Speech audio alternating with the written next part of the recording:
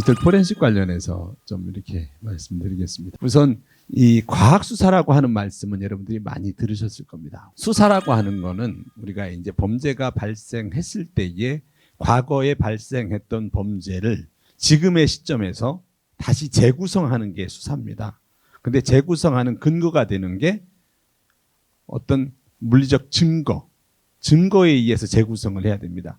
즉 이 지문이라든가 혈흔 이런 것들을 재구성하는데 재구성하는 과정에서 과학적으로 해야 됩니다. 그것이 과학수사라고 하고 그것을 하나의 포렌식이라고 합니다. 법과학입니다. 법과학. 포렌식이라고 하는 용어의 정식 명칭은 법과학입니다. 즉 법 분야의 과학을 적용해서 그런 범죄 관련된 사건을 다시 재구성하고 증명하고 하는 겁니다.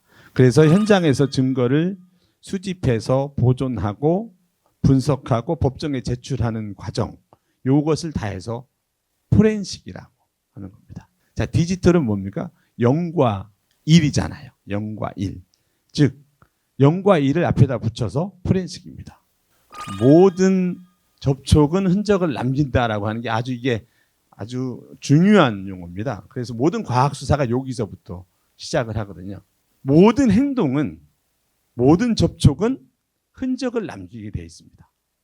자, 그래서 그 흔적을 하나하나 현장에서 수집해서 그 흔적이 무엇을 의미하는지를 분석하는 거죠. 그 현장에서 뜬 지문을 가지고 확인하면 그 사람이 그 문고리를 만졌다라는 과학적 증거가 되는 거죠. 현장 존재 증명입니다. 어쨌든 그 사람이 그 공간에 왔었다라고 하는 것은 빼도 박도 못하는 증거가 되는 거예요. 그래서 그것을 근거로 해서 우리가 살인사건, 절도사건에 대한 용의자에 대해서 당신의 유죄다라고 이렇게 판결을 하는 거죠. 이 사이버 공간에서도 우리의 인간의 모든 행동은 흔적을 남긴다라고 하는 원리가 나오기 시작했습니다.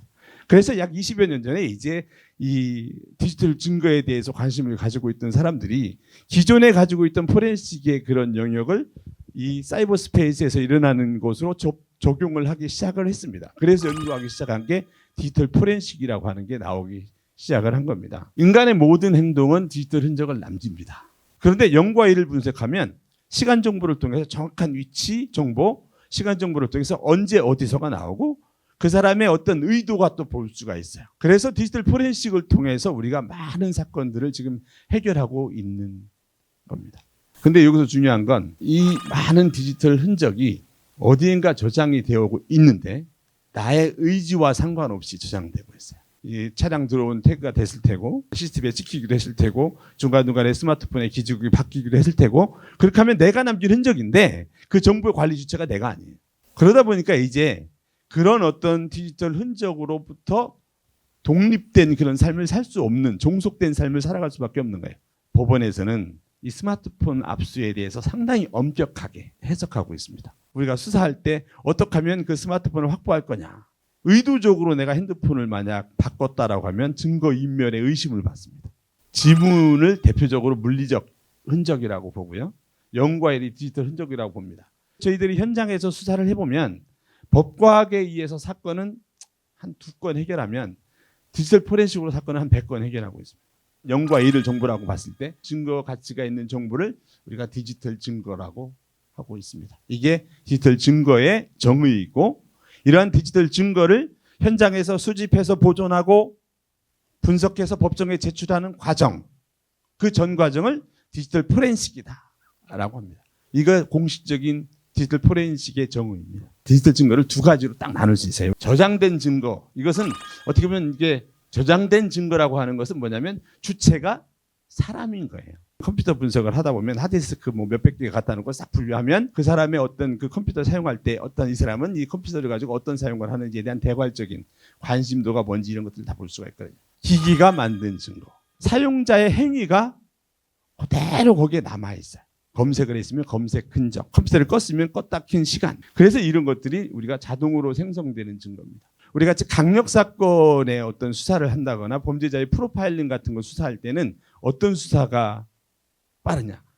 요것을 보면 그 사람의 마음이 보이고 일상이 보입니다. 개인의 프라이버시 입장에서 상당히 위험한 거죠. 법정에 우리가 이제 영장을 법원에 제출해서 압수한다고 할 때 이런 부분에 대해서는 범죄 관련성이 있는 부분은 잘 우리가 영장을 발부를 해줍니다. 그 안에 들어있는 어떤 음란물의 사진, 그 사람이 가지고 있는 어떤 뭐 문서 파일 이런 것들을 우리가 압수한다고 할 때는 건 잘 해주는데 이런 부분에 대해서는 영장을 잘 발부를 안 해주려는 경향들이 많습니다. 디지털 증거를 수집할 때는 반드시 도구를 사용할 수밖에 없는 거죠. 그래서 이런 수집 도구에 대한 연구, 그런 기술 이런 것들이 디지털 포렌식계에서는 상당히 중요한 제일 중요한 아주 분야이기도 합니다. 디지털 포렌식에서 우리가 할 때 이걸 무결성이라고 하거든요. 법정에다가 오염되지 않은 증거를 그대로 보존해서 제출을 하는 게 가장 중요한 우리의 과제 중에 하나입니다. 포렌식을 연구할 때에 이런 기술적인 것뿐만 아니라 절차에 대한 것을 많이 강조를 하고 있습니다. 개인의 프라이버시를 침해하지 않는 선에서 증거를 수집해야 된다. 무결성이 깨지지 않아야 된다. 아주 대용량의 자료에서 우리가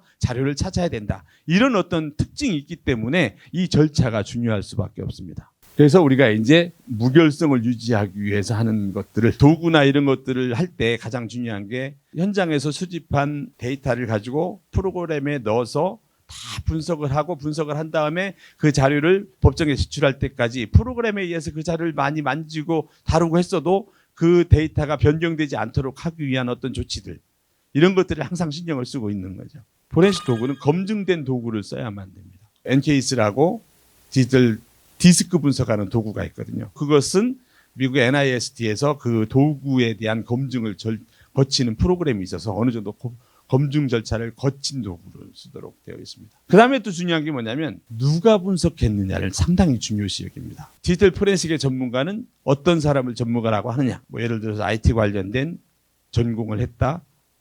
그 다음에 교육을 받았다. 자격증을 땄다. 그런 어떤 사례를 많이 분석을 해왔다. 이런 것들을 자기의 프로파일을 다 법정에다 제출을 해줍니다. 어느 분석실에서 어떤 환경에서 분석을 했느냐. 디지털 포렌식 분석하는 분석실도 그 인증을 받도록 하는 그런 절차가 지금 많이 나타나고 있습니다. 절차가 중요합니다. 프라이버시나 압수수색 절차, 그다음에 그 사람들의 어떤 방어권을 어떻게 보장할 것이냐 이런 것을 잘 하기 위해서는 형사소송법과 수사상의 절차 그런 어떤 마인드를 잘 알고 있어야 되거든요. 포렌식이라고 하는 것은 어차피 우리가 확보한 증거를 가지고 그 사건에 적용해서 그 사건에서 어떠한 의미가 있는지를 도출해내야 돼요. 아까 말씀드렸죠. 지문이 현장 존재 증명이다 라고 하면 0과 1은 어떤 의미가 있느냐 이 부분에 대해서 잘 해석할 수 있는 어떤 수사적 마인드, 수사 능력 이 세 가지를 가지고 있는 사람을 우리가 디지털 포렌식 전문가라고 합니다. 디지털 포렌식에 대해서 소개를 해드렸습니다. 예, 감사합니다.